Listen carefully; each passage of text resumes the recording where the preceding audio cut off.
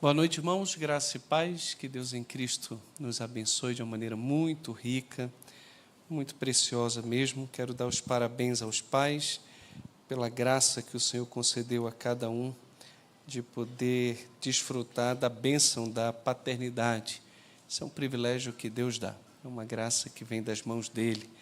E nós somos gratos, acima de tudo, não por sermos pais, mas por meio de Cristo termos Deus como nosso Pai e sabermos que somos amados de maneira incondicional e que por meio da fé em Jesus todos nós vamos habitar para sempre com Ele no céu. Ele é o nosso Pai Celestial, o Pai perfeito, o Pai das luzes, que tão diferente dos pais terrenos, não sofre sombra e nem variação de mudança. Tudo nele é perfeito, tão diferente de nós.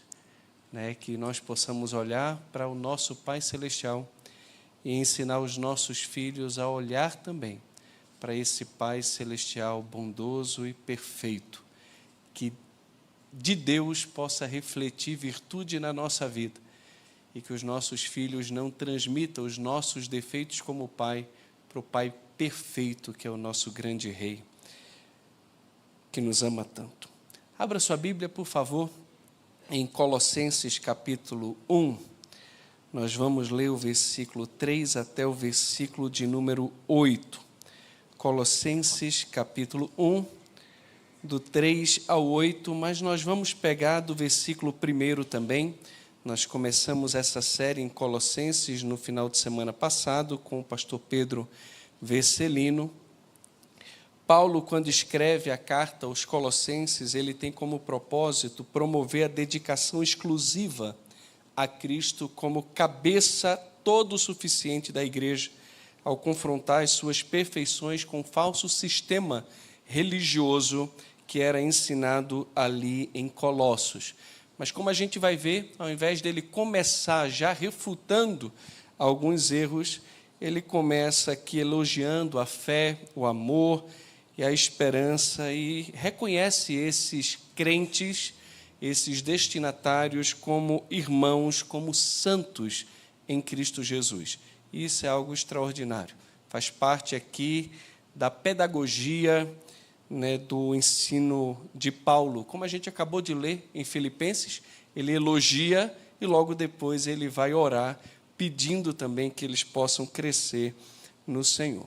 Então, o texto diz o seguinte: Paulo, apóstolo de Cristo Jesus por vontade de Deus, e o irmão Timóteo aos santos e fiéis irmãos em Cristo Jesus, graça e paz a vós outros da parte de Deus, nosso Pai. Damos sempre graças a Deus, Pai de nosso Senhor Jesus Cristo, quando oramos por vós, desde que ouvimos da vossa fé em Cristo Jesus e do amor que tendes para com todos os santos, por causa da esperança que vos está preservada nos céus, da qual antes ouvistes pela palavra da verdade do Evangelho, que chegou até vós, como também em todo o mundo está produzindo fruto e crescendo, tal acontece entre vós, desde o dia em que ouvistes e entendestes a graça de Deus na verdade, segundo fostes instruídos por Epáfras, nosso amado conservo, e quanto a vós outros, fiel ministro de Cristo, o qual também nos relatou do vosso amor no Espírito. Que coisa maravilhosa. Paulo, como eu falei, ele começa aqui rompendo em gratidão. E isso aqui, irmãos, transcende a mera etiqueta. Ela é um exercício aqui da psicologia cristã, aplicado ao cuidado de Paulo por esses crentes. Antes do apóstolo chegar e, de fato, confrontar os perigos heréticos que estavam contornando ali Colossos, ele estabelece uma base de confiança, elogiando a evidente operação da graça de Deus naquela comunidade. Ele chama esses irmãos de santos e também fiéis em Cristo Jesus. Veja só, eles foram separados por Deus e para Deus. É esse o sentido de santos. Eles são santos posicionalmente, mas também são fiéis. A palavra usada aqui é crentes. gente crente de verdade e que está em Cristo, é o lugar onde eles habitam. Eles não apenas professam da boca para fora quem é Jesus, eles não têm apenas uma fé teórica em Cristo, mas a confiança deles em Cristo os separou do mundo e os colocou em Cristo. Cristo é o lugar da habitação deles. Eles vivem agora nessa atmosfera. Eles estão circunscritos em Cristo. Eles habitam em Cristo. Cristo é a morada deles, é onde eles se encontram. Não mais em Adão, não mais no mundo, mas agora em Cristo. Eles estão ligados espiritualmente a Cristo. E porque estão em Cristo, Paulo pode afirmar, no final da sua introdução, que Deus, a quem ele deseja que dispense sobre os crentes graça e paz, é também Pai, não só de Paulo, o apóstolo, mas também dessa igreja para quem ele está se dirigindo. Então veja só que base sólida ele está dando a esses irmãos. Eu reconheço, pelo relatório que ouvi de Epáfras, porque não foi Paulo que plantou essa igreja em Colossos, mas sim Epáfras, um fiel ministro de Cristo, ele diz o seguinte: por ouvir o relatório deles, eu tenho plena convicção de que, de fato, vocês são santos, são fiéis, estão em Cristo e têm Deus agora como seu Pai. Que coisa maravilhosa! Isso deveria ser algo que todos nós deveríamos ter convicção da nossa posição. Dia dos Pais, eu posso orar o Pai Nosso que estás nos céus. Eu posso dizer que é Pai meu, eu posso, porque Cristo é o meu Senhor, Cristo é o meu Salvador, e todo aquele que recebe a Cristo como seu Salvador, como seu Senhor, recebe também o direito, o poder de se tornar um filho de Deus, e pode agora, pelo Espírito, dizer Abba Pai, ou como diz o nordestino, pelo menos pernambucano, painho, entende? Pode se dirigir assim com Deus. Ele é o meu Pai, por causa da minha relação com Cristo. Paulo, então, começa essa carta elogiando a fé desses irmãos e declarando a posição deles em Cristo. Então, esse tato pastoral reconhece que Deus já havia iniciado a sua obra soberana, antes mesmo de qualquer correção pudesse ser proferida. E essa soberania da graça, meus irmãos, é ilustrada de uma forma fantástica pelo reformador Martinho Lutero. Tem algumas pessoas que não gostam dessa frase dele, mas está escrito.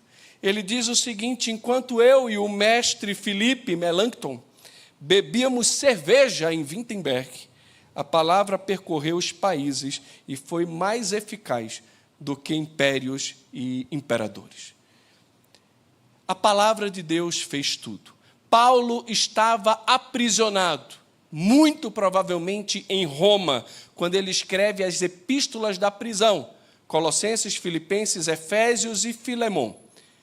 Ele está preso, mas a palavra de Deus não está algemada, é o que ele vai dizer em 2 Timóteo 2,9. A igreja em Colossos, afinal, não era fruto do esforço de Paulo, mas esse evangelho, pregado por meio de Epáfras, um pastor zeloso, que leva o relatório do progresso espiritual daquela igreja ao apóstolo, foi alcançada por essa palavra que não estava algemada. E quando Paulo, então, ouve esse relatório, eleva louvores a Deus, porque o genuíno evangelho havia gerado nos colossenses a tríade das virtudes cardeais: fé, amor e esperança. Essa tríade nós vamos encontrar várias vezes em Paulo. A gente vê isso em 1 Tessalonicenses, quando ele vai dizer: reconhecendo, irmãos, amados de Deus, a vossa eleição. E a eleição que Paulo reconhece naquela igreja estava diretamente ligada a um amor, irmãos, inabalável, um amor que levava à exaustão, uma fé operante e uma esperança firme. Também em 1 Coríntios, capítulo 13, Paulo vai dizer que existe 3 virtudes que são essenciais à vida cristã: fé, esperança e amor. E dessas 3, a maior delas, sem dúvida alguma, é o amor. Porque um dia a própria fé e a esperança vão passar, mas o amor permanece, e permanece para sempre. Então aqui, o apóstolo Paulo, ele vê evidenciado, por meio da fé, do amor e da esperança, que a graça soberana foi a única causa eficiente que transformou esse grupo de pecadores em homens santos e também fiéis. Quando olhamos, irmãos, para o nosso texto aqui, nós podemos olhar e afirmar que a ideia central é que a vida cristã autêntica não é um mero empreendimento humano, mas a operação eficaz da graça soberana através da instrumentalidade da palavra da verdade, a qual produz uma união mística com Cristo Jesus e capacita o crente a andar em fidelidade e em amor sacrificial pelo poder do Espírito Santo. É isso que a gente vê no nosso texto aqui. A vida cristã autêntica não é um empreendimento humano. Ninguém aqui pode simplesmente decidir ser um cristão. Não é assim que funciona. Não é um empreendimento humano, não é uma decisão que você vai dizer, agora eu quero. Não, é um milagre. É algo que vem do céu e que nos alcança. É a operação eficaz da graça soberana através da instrumentalidade da palavra da verdade. Não existe transformação a parte da pregação da palavra da verdade, e essa pregação do Evangelho produz uma união mística com Cristo Jesus, que capacita o crente a andar em fidelidade e, ao mesmo tempo, em amor sacrificial por meio do poder do Espírito Santo. Porque, naturalmente, você e eu somos pessoas extremamente egoístas e autocentradas. Pensamos em nós e somente em nós. Ou o Evangelho entra e arranca esse ídolo do nosso coração e nos mata, nos crucificando com Cristo naquela cruz, ou jamais nós vamos de fato experimentar o poder do Espírito em atos de amor. É Ele que vem, que invade o nosso coração e nos transforma de dentro para fora.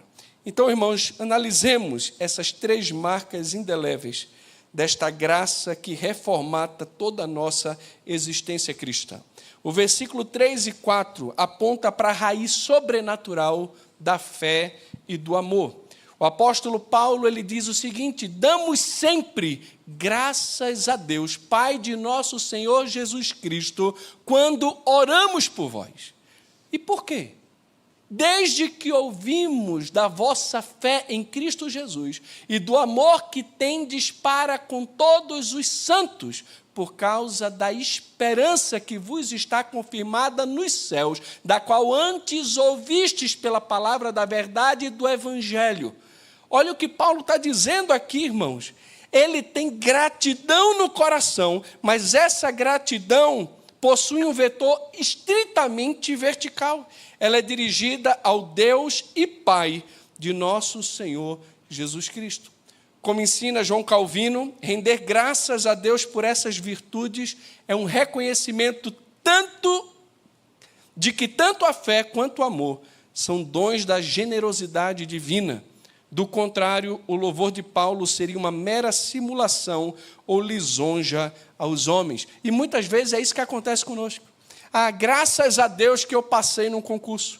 Graças a Deus que Ele me livrou de tal acidente. Graças a Deus. Mas muitas vezes nós usamos esse graças a Deus da boca para fora como de costume.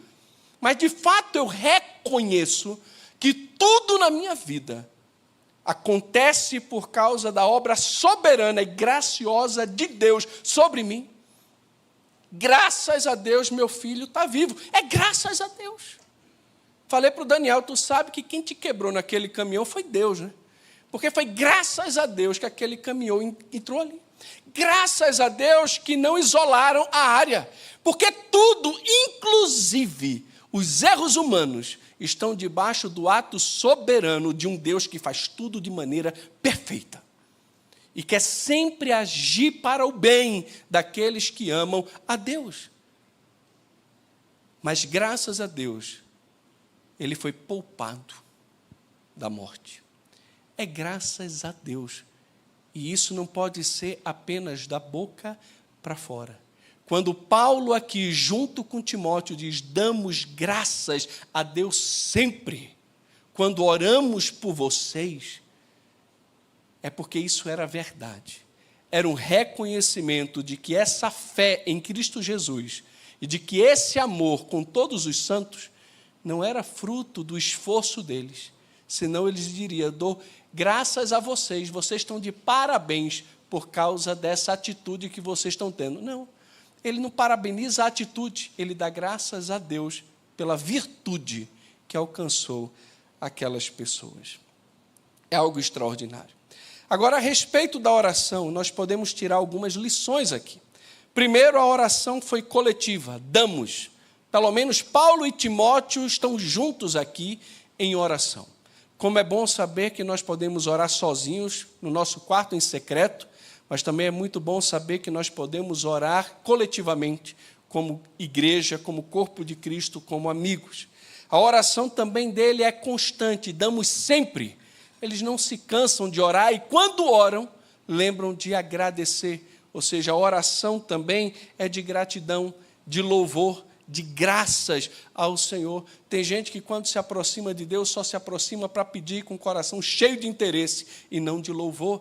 Aqui existe louvor, existe gratidão, existe ações de graças que eles fazem coletivamente e constantemente, mas a oração também é dirigida a Deus. Deus é a fonte de todo o bem. Tudo que nós temos de bom vem das mãos do Senhor. Essa era a confiança que Tiago tinha. Quando lemos a sua carta, ele vai dizer que toda boa dádiva e todo dom perfeito vem do alto, descendo do Pai das luzes, em quem não pode existir nem sombra e nem variação de mudança. Tudo que vem de Deus é perfeito, é maravilhoso. E Paulo reconhece, e por isso eleva o seu louvor a Deus. A oração também é feita por dois súditos do reino de Cristo. Eles dizem que a oração é feita a Deus, a quem ele chama de Pai de nosso Senhor, Jesus Cristo. Jesus é Senhor de Paulo e de Timóteo. Também de Epáfras, que mais na frente será chamado por Paulo de nosso amado conservo. Ele é escravo juntamente conosco. No reino de Deus não existe senhores, existe escravos. Não existe voluntários, existem escravos. Ah, eu sou voluntário para servir na cantina. Não, você é escravo de Cristo. Cristo não tem voluntário, ele tem escravo. Se você pertence a Cristo, toda a sua vida pertence a Cristo. Escravo não tem vontade, escravo não espera recompensa, escravo faz o que deve fazer. O direito do escravo é obedecer ao seu Senhor. E o Senhor de Paulo e de Timóteo é Jesus. A oração é feita por dois homens que sabem quem são diante de Deus e reconhecem a grandeza e a realeza de Cristo. A oração também de gratidão é feita pela obra de Deus na vida dos colossenses. Oramos por vós. Oramos por vós. Damos sempre graças a Deus, Pai de nosso Senhor Jesus Cristo, quando oramos por vós. Eles não se alegram por conquistas materiais, mas por bênçãos espirituais que alcançam pessoas que eles nem sequer tiveram alcance. Que coisa extraordinária. Se alegram por ver pessoas transformadas pelo Evangelho, que eles mesmos não foram responsáveis direto pela transformação e pela salvação daquelas pessoas. Como nós devemos aprender com isso aqui também.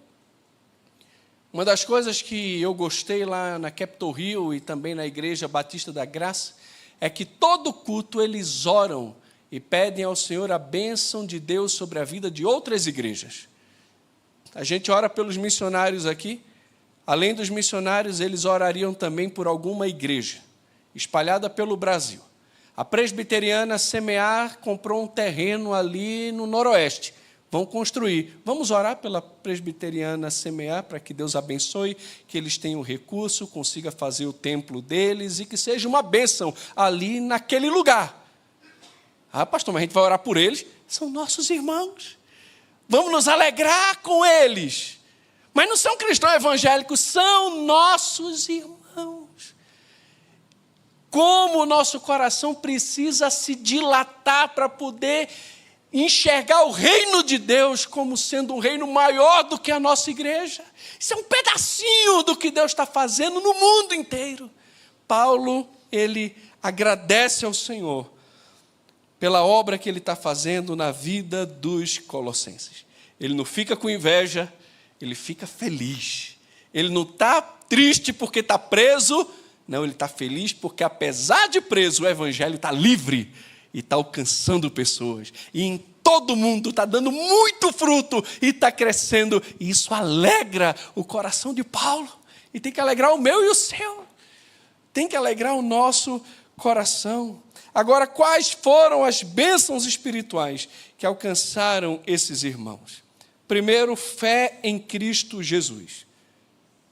Paulo agradece ao Senhor desde que ouviu da fé que eles tinham em Cristo Jesus. E essa fé, irmãos, não é apenas uma concordância intelectual fria com dogmas, mas, nas palavras de Werner de Boer, uma ligação vital e pessoal. É o enraizamento da alma na pessoa viva de Cristo. Não cremos meramente em fatos sobre ele, mas habitamos nele. Ainda na saudação, Paulo se refere a esses irmãos como santos e fiéis irmãos em Cristo. Eles tinham fé em Cristo.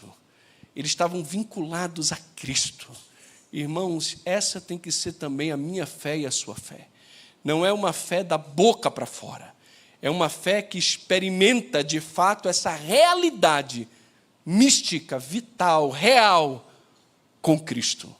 Ele é a videira e nós somos os ramos. E pelo fato de crermos em Cristo, estarmos em Cristo, experimentamos também na nossa vida a vida de Cristo. E tudo que é real a respeito de Cristo também acaba, de alguma maneira, sendo real na nossa vida. Além disso, a outra bênção que Paulo se alegra diante de Deus é do amor com que eles tinham com todos os santos. O amor aqui, meus irmãos, é a evidência visível da fé invisível. A fé é algo que todos aqui podem dizer, eu creio, mas ela se materializa por meio das obras. Ela se materializa por meio do amor. Agrícola, ele faz uma distinção crucial aqui. Ele diz que o amor que nasce de um coração puro reconhece apenas a grandeza de Deus e serve ao próximo sem esperar retribuição. Diferente do amor carnal ou impuro, que muitas vezes é tão austero que não consegue ultrapassar a soleira da porta. O amor cristão abraça a família de Deus em sua totalidade. O amor que tendes para com todos os santos. Não é apenas para aquelas pessoas mais próximas e chegadas a nós. O amor de Deus se manifesta na vida da igreja em favor de todos os santos. Todos aqueles que nasceram de Deus, que foram gerados por Deus, devem também ser alvo do nosso amor. 1 João capítulo 5 é exatamente isso que a palavra de Deus fala lá. Todo aquele que foi nascido de Deus também ama aquele que dele foi gerado. Se alguém nasceu de Deus, esse é alvo do nosso amor. Nós devemos amar todas as pessoas, porque foi isso que Cristo fez. Ele se deu, ele amou, ele fez o bem a todos os homens, mas devemos ter um carinho e um amor todo especial pelos santos, pela igreja de Cristo, por aqueles que nasceram de Deus. Não um grupinho isolado dentro do todo. Amamos todos os irmãos. Quer dizer que vamos ser chegados de todos os irmãos? Claro que não.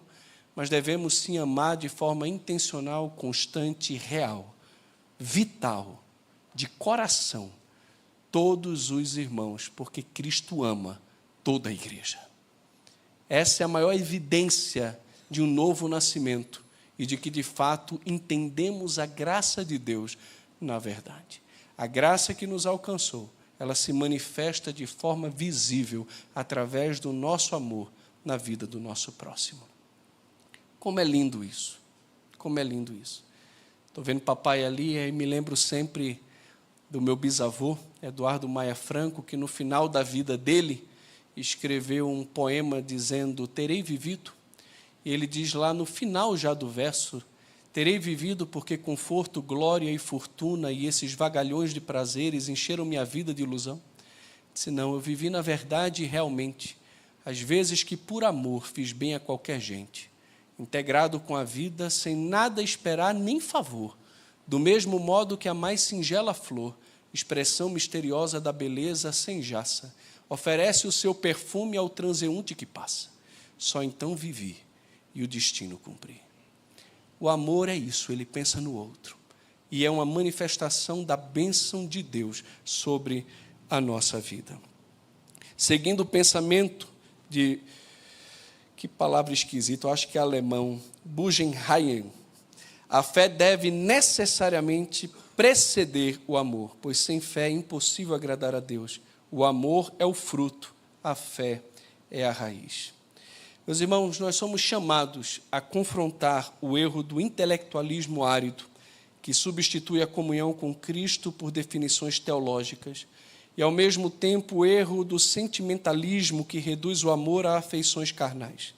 A nossa fé deve transbordar em um cuidado que não espera nada em troca, refletindo o próprio amor de Deus por mim e por você.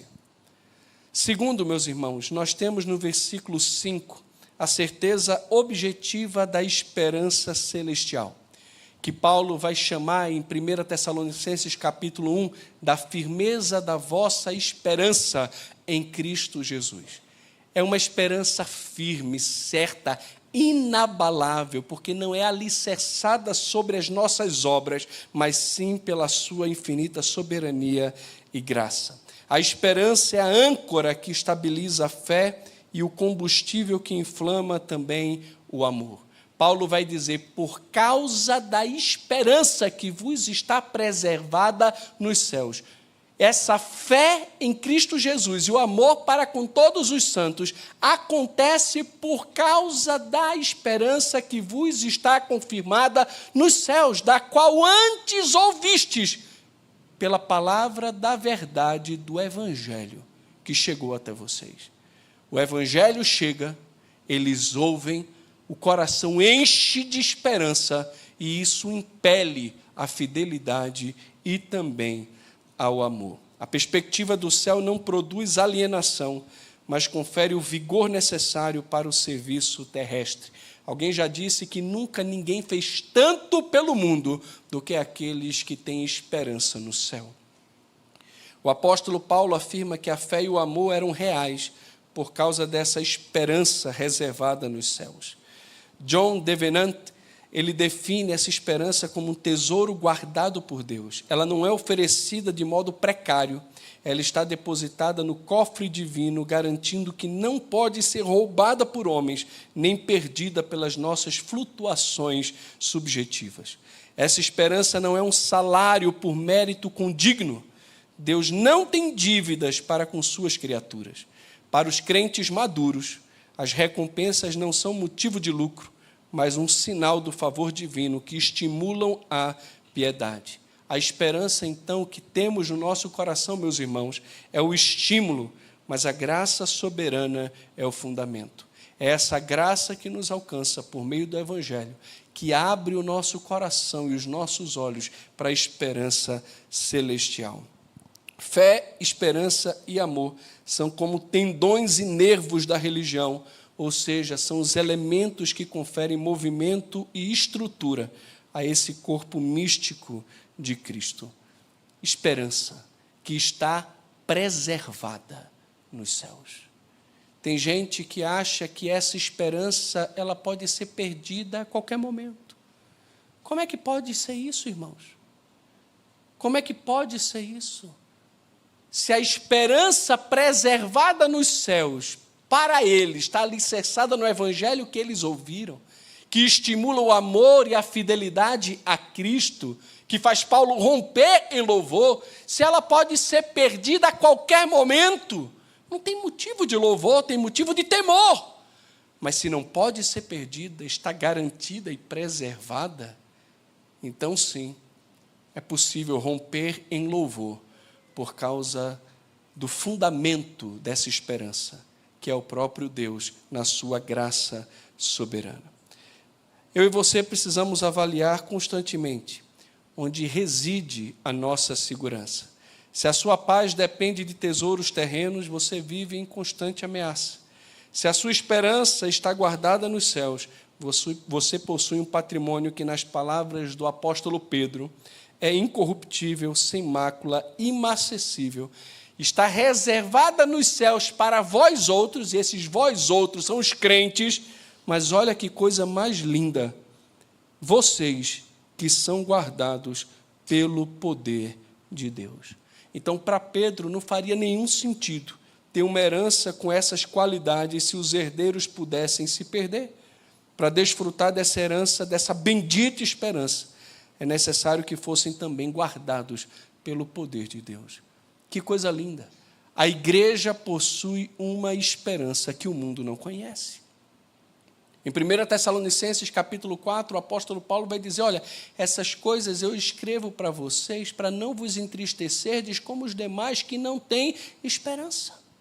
Porque se cremos que Jesus morreu e ressuscitou, assim também Deus, mediante Jesus, trará em sua companhia os que dormem.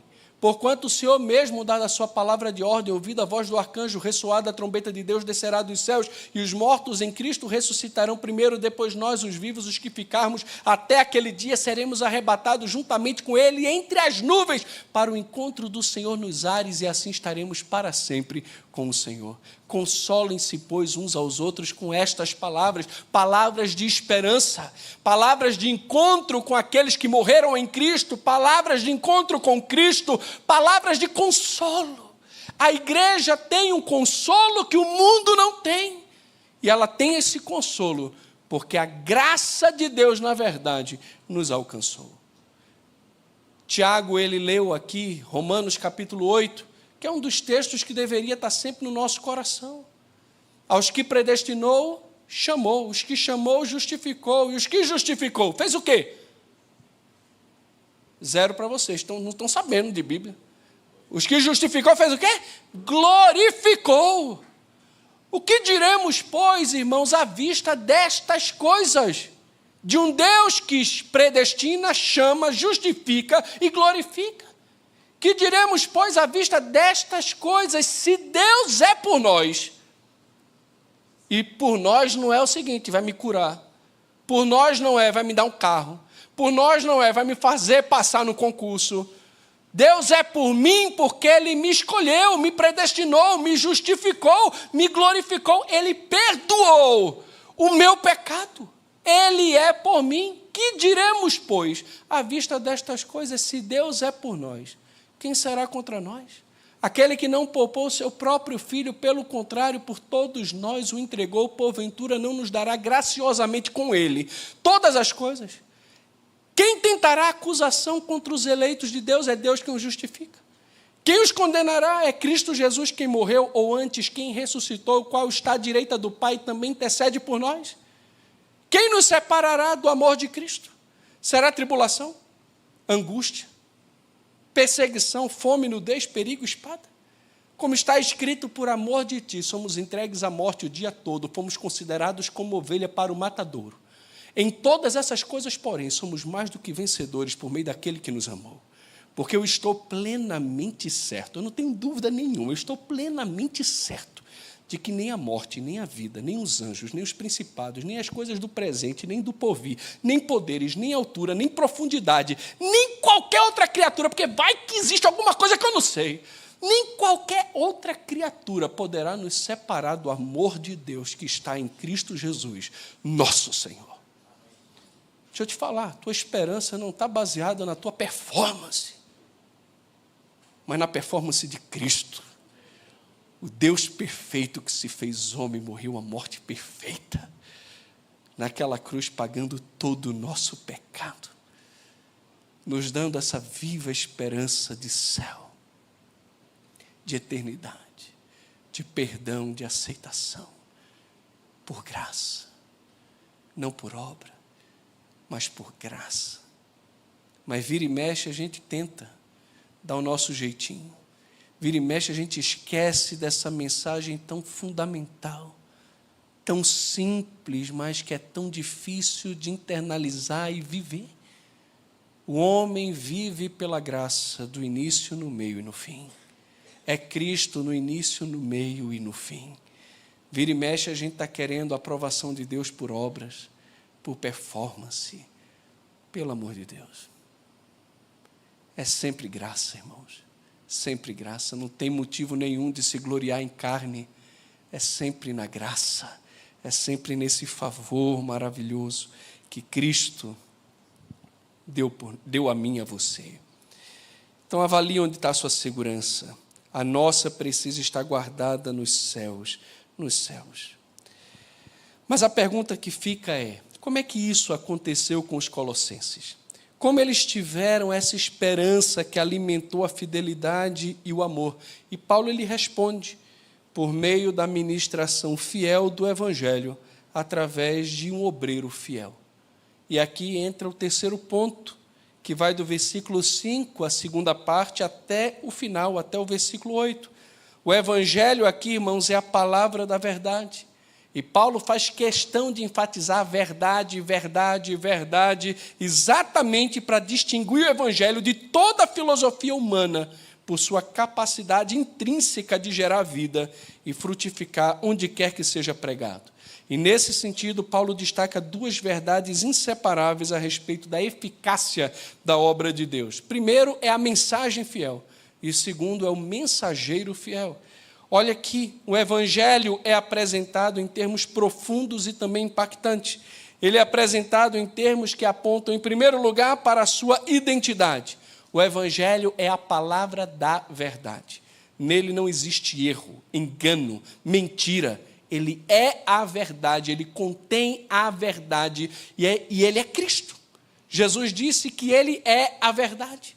Quem ouve a sua voz, ouve a verdade. E Paulo diz que o Evangelho é a verdade de Deus. Não só aqui, mas também em Efésios, desde o momento em que ouvistes a palavra da verdade, o Evangelho da vossa salvação, o Evangelho que nos salva, é a palavra da verdade. E qual é a verdade? É Cristo. E a verdade é que Deus nos amou em Cristo, e que estava em Cristo, reconciliando consigo mesmo todas as coisas, tanto as do céu quanto as da terra. Por meio de Cristo, que é a verdade de Deus, que é o próprio Evangelho, Deus reconcilia com Ele todas as coisas. Ele é o meio que Deus usa. A identidade do Evangelho é a palavra da verdade. Qual o efeito do Evangelho? O efeito do Evangelho é que ele produz fruto. O fruto aqui é amor, é fé, é esperança. Amor no Espírito. Uma fé em Cristo, mas uma fé que conduz também à fidelidade. É uma esperança firme e inabalável, porque está preservada, não é pelos méritos humanos, mas pela graça de Deus. Esse é o fruto que o Evangelho traz. Você já deve ter experimentado isso na sua vida. No momento em que você confiou em Cristo como Salvador da sua vida, como seu Senhor, seu coração se encheu de fé. Seu coração se encheu de amor por Deus e pela igreja. O seu coração se encheu de esperança. Foi isso que aconteceu. Pastor, isso não aconteceu comigo não. Então você precisa ouvir mais do Evangelho. Talvez você não seja nascido de novo.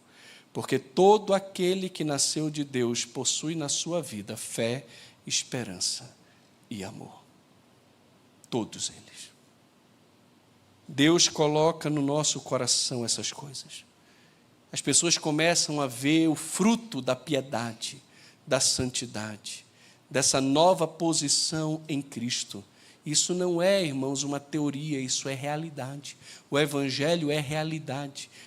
O Evangelho é poder de Deus que transforma vidas. As pessoas deveriam entrar por aquela porta e olhar uma comunidade de crentes que foram impactados pelo poder do Evangelho. Paulo vai dizer que é pela igreja que a multiforme sabedoria de Deus se torna conhecida dos principados e potestades nos lugares celestiais em Cristo Jesus. É pela igreja, é pela sua vida. É pela sua vida, a forma como você vive, a forma como você lida no seu casamento com a sua esposa, com o seu marido, com seus filhos, no seu trabalho. A forma como você vive manifesta o fruto do Evangelho para aqueles que não conhecem a Cristo. As pessoas vão olhar para você e vão dizer: o que é que existe de diferente em você? O que é que está acontecendo? Cadê aquela pessoa irada que agora está tão mansa? Cadê aquela pessoa que bebia, que fumava, que se drogava e que agora não faz mais nada disso? Cadê aquela pessoa que vivia em dívida e agora está poupando, está juntando, está emprestando, está abençoando missões? O que é que aconteceu com aquela pessoa? Existe uma resposta: o Evangelho. O Evangelho veio, entrou, ele é poder de Deus para salvar, e de fato salvou, não só do inferno, mas salvou de uma vida precária e miserável, dominada pelo poder do pecado, porque o Evangelho não salva o homem apenas do inferno, ele salva o homem também do poder do pecado, e no futuro salvará da presença do pecado, quando Cristo voltar. Mas ele nos salva. O Evangelho é real, ele traz fruto para a nossa vida. Jesus vai dizer claramente: eu sou a videira verdadeira, vocês são os ramos. Se alguém permanecer em mim e eu nele, esse dará muito fruto, porque sem mim vocês não podem fazer nada. Agora, se alguém não permanece em mim, será lançado fora, a semelhança do ramo, e secará, e o apanham, lançam no fogo e o queimam. Agora, meu querido, se você permanecer em mim, as minhas palavras permanecerem em vocês, deixa eu te falar uma coisa: vocês vão pedir o que quiser e será feito. Nisto será glorificado o meu Pai, em que vocês deem muitos frutos, e assim vocês se tornarão os meus discípulos. Essas palavras que eu vos digo para que o meu gozo esteja em vós e o vosso gozo seja completo. Estar em Cristo é desfrutar da vida de Cristo, é dar muito fruto, que glorifica a Deus, que nos faz reconhecidamente discípulos de Cristo, que faz com que as nossas orações sejam, de fato, atendidas, nos faz amar uns aos outros e nos dá uma alegria que o mundo não é capaz de entender. É isso que é fruto de estar em Cristo. O Evangelho, ele traz fruto. Esse é o efeito do Evangelho. Mas qual o alcance? Diz que em todo mundo está dando fruto e está crescendo. O Evangelho, meus irmãos, ele não é para uma igreja, não é para uma pessoa, é para as nações. E quando ele vai e cresce, não só dentro de alguém, mas também em extensão, o mundo vai sendo transformado, a beleza de Cristo vai sendo propagada, e pessoas vão sendo salvas. O Evangelho é para o mundo inteiro, mas também tem o conteúdo. Qual é o conteúdo do Evangelho? Paulo vai dizer: isso aconteceu na vida de vocês desde que vocês ouviram e entenderam a graça de Deus na verdade. Essa verdade do Evangelho aponta para um fato. Qual é o fato, pastor? É que Deus nos salva por graça. É um favor imerecido. Ninguém aqui foi salvo porque fez algo, mas porque entendeu que Deus, por meio do Evangelho, salva os homens mediante a sua graça. Graça. Pela graça sois salvos, mediante a fé. Isto não vem de vós, é um dom de Deus. Não vem de obras para que ninguém se glorie. A salvação é graça.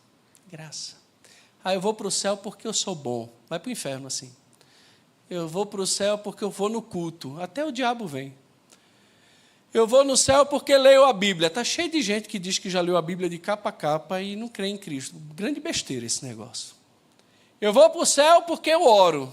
Também besteira. Tem muita gente que ora 3 vezes por dia, 5 vezes por dia, virado para tal canto, e mesmo assim não conhece a Cristo e não entendeu nada da verdade de Deus e da graça de Deus na verdade. A salvação é pela graça. É um favor que nos alcança, que eu e você não temos mérito nenhum. É graça. A gente tem tanta dificuldade com isso, porque tudo para a gente tem um custo. Alguém até fala, né? Aquilo que é dado de graça, o pessoal não dá valor. Pois é, então Deus devia ter feito a salvação por obras, né? Porque é de graça. E a gente deveria dar muito valor a essa graça que nos foi dada, que nos alcançou. Esse é o conteúdo do Evangelho. Na vida dos colossenses, o Evangelho podia ser visto, apalpado, reconhecido. Estava dando fruto na vida dos irmãos, fruto de fidelidade, amor no Espírito, por todos os santos e uma esperança viva. Agora, para que esse Evangelho, irmãos, pudesse também realizar algo, precisaria acontecer. E o que é que precisava acontecer? Deus levanta ministros fiéis. Paulo aqui, ele valida o ministério desse fiel ministro. Davenant, ele nos adverte que quando o ministro é desprezado, a própria religião em breve o será. Epáfras, ele foi o canal humano para a instrução divina dos colossenses. Essa palavra chegou até eles, eles ouviram, da qual antes ouvistes, eles entenderam a graça de Deus na verdade, e isso tudo aconteceu.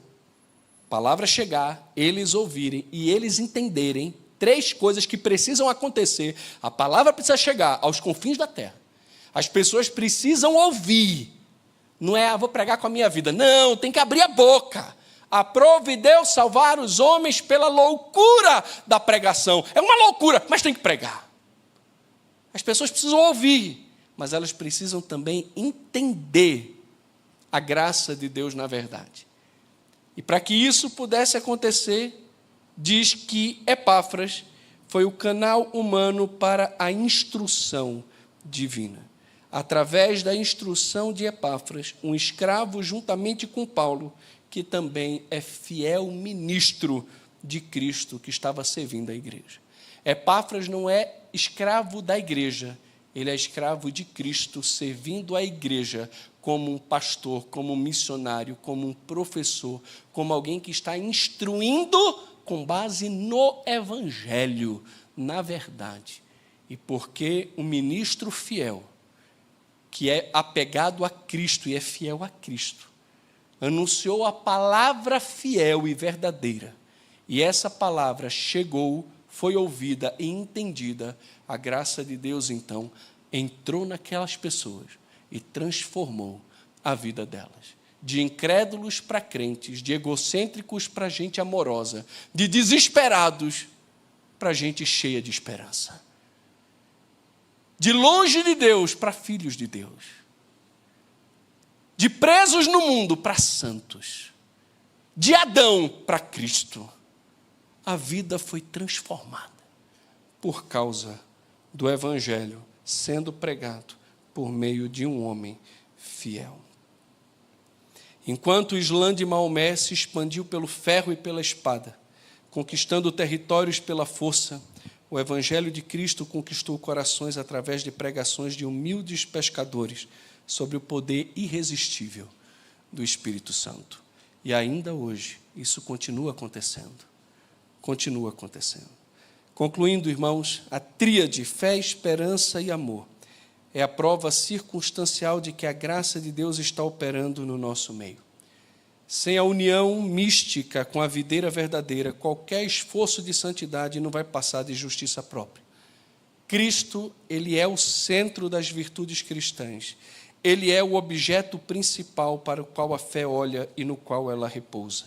Ao mesmo tempo, ele é o precursor da esperança, porque Jesus ele já entrou no santuário celestial como nosso precursor, garantindo a posse definitiva da nossa herança.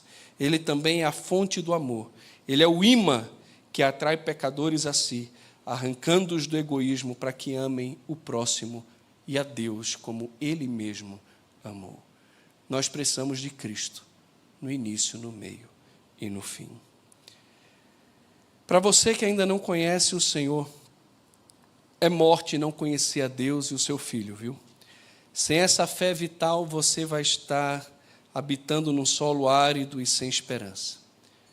Você que não crê em Cristo, não conhece a Cristo, você precisa abandonar essa tentativa fútil de produzir justiça própria e deve correr para Jesus, que é a palavra da verdade, ele é o centro do Evangelho. O arrependimento é o primeiro fruto da graça em um coração que é despertado por Deus. Você precisa se arrepender do seu pecado, inclusive de tentar agradar a Deus pelas suas obras. Deus enviou o seu Filho para morrer a morte perfeita em nosso lugar. Ninguém aqui é capaz de pagar pelos seus pecados. Jesus já pagou. A única coisa que precisamos fazer é reconhecer o preço pago, nos arrepender do nosso pecado e entregar toda a nossa vida a Cristo, confessando como nosso único e suficiente Senhor e Salvador. Se arrependa do seu pecado, coloque sua confiança em Cristo, caminhe com Ele e desfrute desse perdão, dessa vida abundante que Jesus veio trazer para todo aquele que se arrepende e crê nele. Agora, para nós que estamos em Cristo, tome cuidado contra o equívoco intelectualista. A sua fé é apenas um assentimento a credos ou é uma união vital com Cristo que transforma também as suas afeições? As suas convicções doutrinárias movem o seu coração em amor a Cristo. Como a certeza da esperança alimenta a sua afeição por Cristo e traz paz à sua vida em meio às lutas? Meus irmãos, como a gente precisa disso. O amor que ultrapassa também a porta. Como é que o seu amor pelos santos se manifestará concretamente nessa semana? Você ama todos os santos? As pessoas falam da forma como você tem demonstrado o amor com todos os santos. Não é só com um grupinho de santos, é com todos os santos. Ah, pastor, eu chego na igreja e vou logo para aquele canto ali, porque eu não quero nem falar com aquela pessoa ali, não. Você sabe que tem um problema sério no seu coração se você está fazendo isso, né? Deus te chama a amar todos os santos. Ele ama todos os santos. Tu acredita que Ele ama você?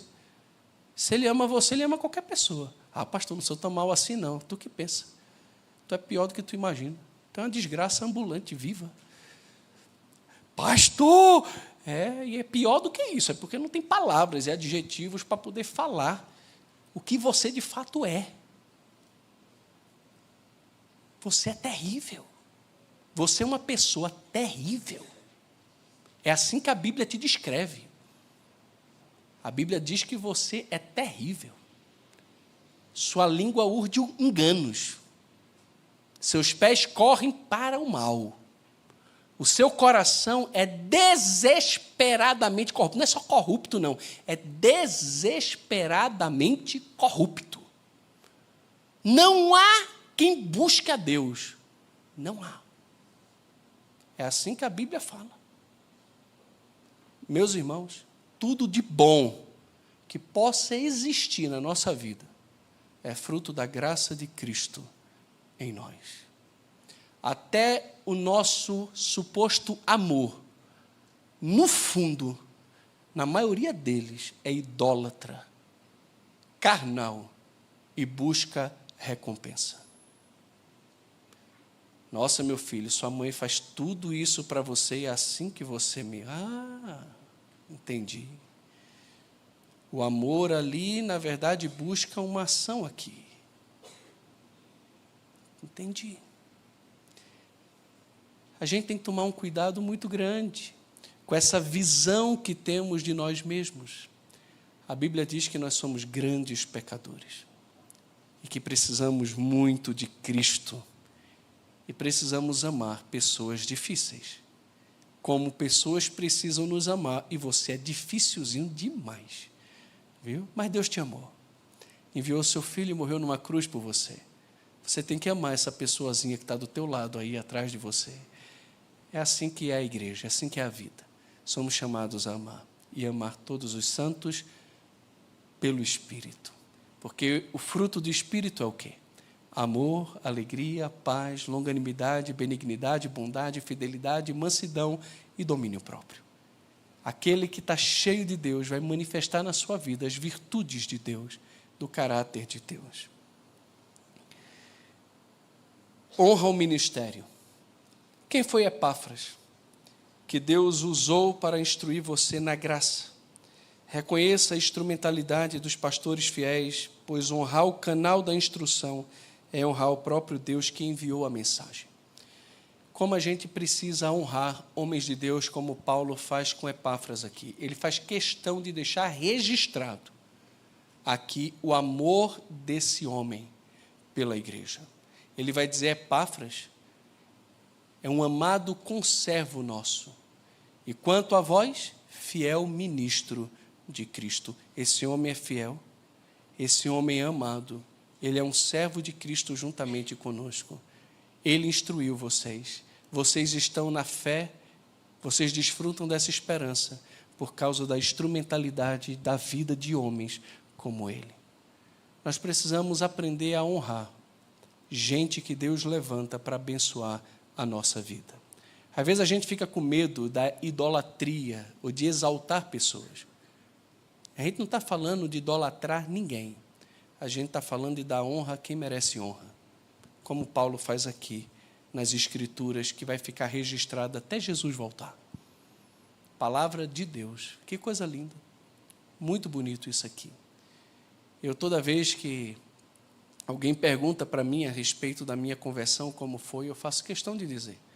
Foi no dia 17 de julho do ano 2000, às 10h30 da noite, com a pregação do pastor Alberto. Jesus acalma a tempestade. Ele foi o instrumento que Deus usou naquele dia para que o evangelho da verdade, a graça de Deus na verdade, pudesse alcançar o meu coração e a minha vida. Quem foi o Epáfras que te levou a Jesus? Quem são as pessoas que têm influenciado a sua vida positivamente e têm sido canal de bênção para você? Às vezes é o líder do grupo pequeno, às vezes é o presbítero, às vezes é aquele professor da classe de EBD, às vezes é algum pastor, às vezes é um irmão, talvez foi o seu pai, hoje é dia dos pais. Nossa, o meu pai é o que mais me instrui na verdade. Ele é uma bênção de Deus na minha vida. Eu vou louvar a Deus pela vida do meu pai. Não tem problema nenhum em fazer isso. Como a gente precisa aprender a honrar gente de Deus. Gente de Deus. Que o Deus eterno e o Pai de misericórdia possa de fato nos abençoar e cultivar em mim e em você uma fé viva, uma esperança inabalável e um amor santo. Que eu e você sejamos achados frutíferos no dia de Jesus. Que Ele venha. Que Deus nos abençoe. Vamos orar. Quero convidar você a ficar em pé, por favor. Pai, muito obrigado pela Tua palavra. Em nome de Jesus, agradeço ao Senhor pela vida de Paulo, de Timóteo, de Epáfras, de homens de Deus que nos ensinam tanto. Hoje aprendemos como a graça do Senhor se manifesta através da verdade, produzindo fé, amor e também esperança. Vimos sobre o alcance do Evangelho, o conteúdo do Evangelho, o efeito do Evangelho e o que é necessário para que esse Evangelho produza fruto em nós. Vimos que é necessário que ele alcance pessoas, que essas pessoas ouçam, entendam a Tua graça na verdade, através da pregação e da instrução de gente fiel ao Senhor. Pai, que o Senhor levante no nosso meio homens e mulheres fiéis, que zelam pelo Teu Evangelho e que têm também disposição de levar a Tua palavra, para que pessoas ouçam, creiam e sejam transformadas. Que possamos ouvir e nos alegrar de que outras pessoas estão crendo em Jesus e amando todos os santos e mantendo uma esperança firmada no céu por causa da obra perfeita de Cristo. Abençoe a cada um que está aqui. Aplica a Tua palavra ao nosso coração. Que as virtudes da fé, da esperança e do amor estejam presentes e que, estando presentes, cresçam cada vez mais para a Tua própria honra, glória e louvor. No nome de Jesus que eu oro. Amém, Pai.